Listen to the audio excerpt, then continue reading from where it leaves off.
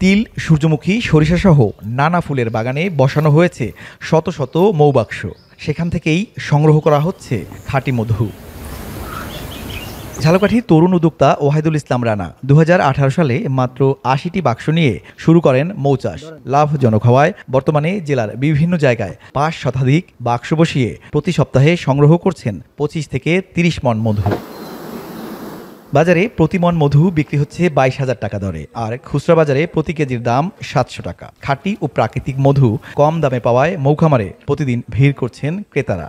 এই মধু স্থানীয় চাহিদা মিটিয়ে সরবরাহ করা হচ্ছে দেশের বিভিন্ন এলাকায়। এবং আমি এই জেলায় তিল এবং সূর্যমুখী মধু সংগ্রহ করি এবং এবছর আমার টার্গেট 30 থেকে 35 মণ মধু সংগ্রহ। শ্রমিক মাছের কাজ হচ্ছে ফুল থেকে মধু সংগ্রহ করে বক্সে রাখার পরে আমরা এটা মেশিন দিয়ে সংগ্রহ করার পরে বাজারজাত করি। তিলের মাঠে মধু সংগ্রহ করতেছি। আমার কাজ হলো মধুটা বের করা মেশিনের মাধ্যমে, এবং এই মধুর ব্যাপক পরিমাণে বাজারজাতকরণের চাহিদাও আছে। মৌচাষীদের প্রশিক্ষণ দেয়া সহ সব ধরনের সহযোগিতা করা হচ্ছে বলে জানান এই কর্মকর্তা।